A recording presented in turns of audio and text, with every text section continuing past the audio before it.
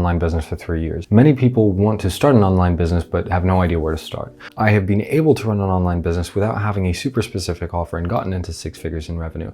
And I know that the path forward for me to scale is getting more specific. But this is essentially like how to get started and still make some money without having the perfect offer or the most specific problem that you want to solve, because a lot of people don't know that. And this is essentially a guide on how to do that. At a very high level, immediately the first thing is you want to start with a service. The reason I say a service is because you're essentially selling your time, and it's very, very flexible. So if you want to sell a product, you have to get the product right before you sell it. You need to create the product or do something like that, whereas a service you don't need to.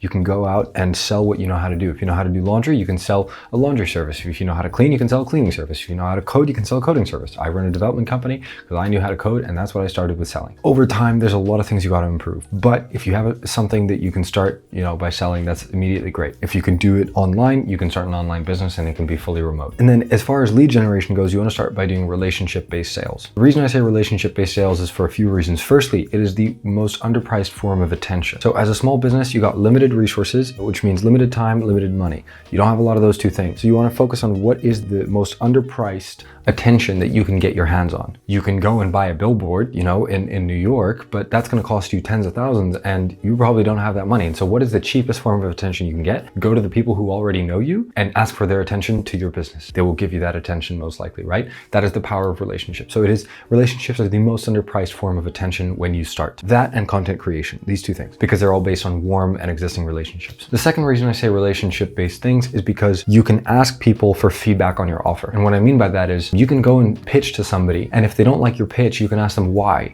and they'll usually give you a reason. If I go straight to paid ads with some kind of offer, which nobody really wants, I'm just going to spend a bunch of money on ads and nobody's going to buy my thing, and I'm still not going to know why people didn't buy. I'm just going to know that it's not useful, so I know that my offer is bad, but I don't know how to make it better. Whereas with relationship-based stuff, you can go and say, hey, listen, I made this thing.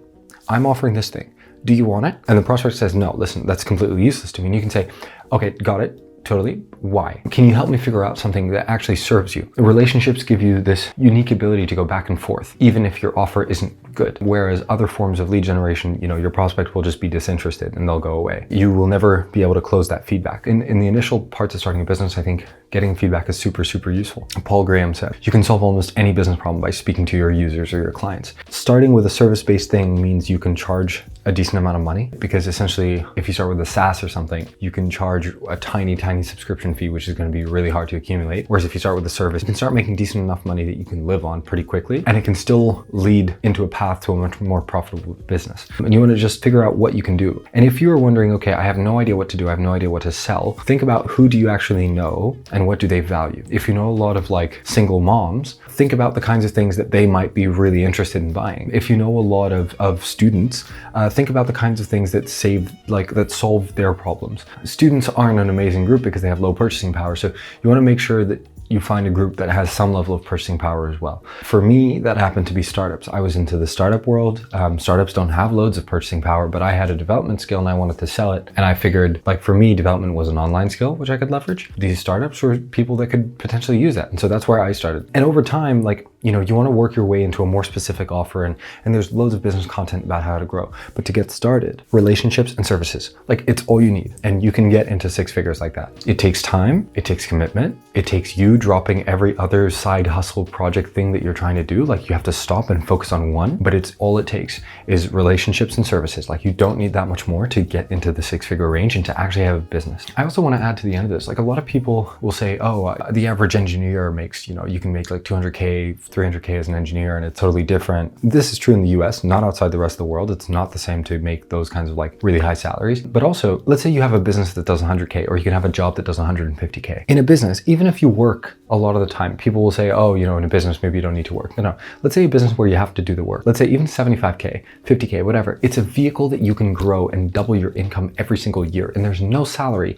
where you can do the same thing, or very, very few jobs where that is a possibility. Even if your business doesn't seem to make that much money, it is a vehicle which 2 years, 3 years, 5 years, 10 years later can compound so much more than any job can do. And so if you are considering a business and you're worried that you're not going to make enough money, just think about the fact that it is a vehicle that can compound way faster than any job. And all you need is to get started. And to get to 6 figures, you don't need a perfect offer. You don't need a perfect thing to sell. You just need to get out and speak to a certain type of customer. And when you think about who that customer could be, think about the problems that you face yourself. If you find laundry a massive pain in the ass, can you start doing doing that for other people. Or think about, who are the people that you know? If you know a bunch of business owners, what kind of business owners? Are you super into like finance business owners? Are you really into insurance? Like just starting with relationships and simple services where, people already do it. So trade your time in for some money. It's a way to get started.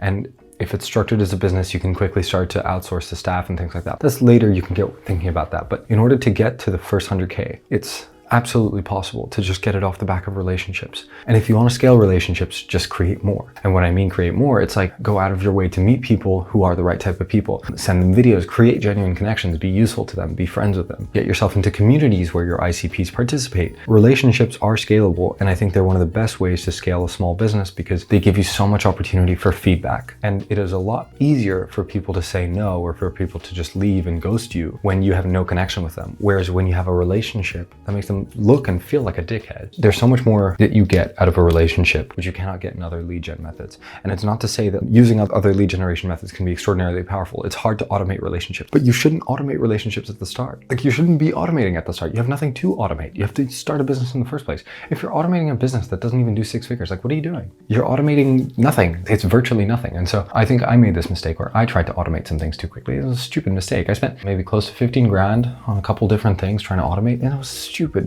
ideas, stupid waste of time and money. And I cannot recommend it enough that you do not do that. And so save yourself that time, save yourself that pain, save yourself that lesson, take it from me. I've been doing this for 3 years. I made so many mistakes. I grew slower than I wanted, but I still grew. I have more than doubled every single year. And that was because relationships gave me that ability to still grow despite not getting a lot of things perfect. I've made a bunch of other videos on how to keep clients and things like that, but to get started, you don't need to get that fast. It just comes down to pick a service, do it via relationships to start with because they're free, and just stick to it for more than a year. You will have yourself a compounding vehicle, which I think is paramount. Like if you just stick to it for 5 to 10 years, you could make something really, really massive. Anyway, that's a little bit of a rant, but I hope it serves some people who want to get started with something, but I don't really know what to sell or whatever. It's like, just ask how you can help people. And as soon as you start getting paid to do something, ask if other people want you to do the same thing. If somebody asks you to write content for them, go ask other business owners if they need content writing too. If you want to do video editing, go ask other business owners if they want video editing as well. Yes, it takes time. In your first 3 months, you might not get everything right, but you have to start and keep going and stick to something for more than a year. So that's really it. It's the commitment, and you don't need to look to lead gen automation systems. Those are scams, at least to start with. Once you get a little bit bigger, absolutely it's worthwhile investing, but to start with, don't get fancy. Just keep it simple, keep it really straightforward, do the basics. That's it. Yeah, feel free to comment if you have any questions.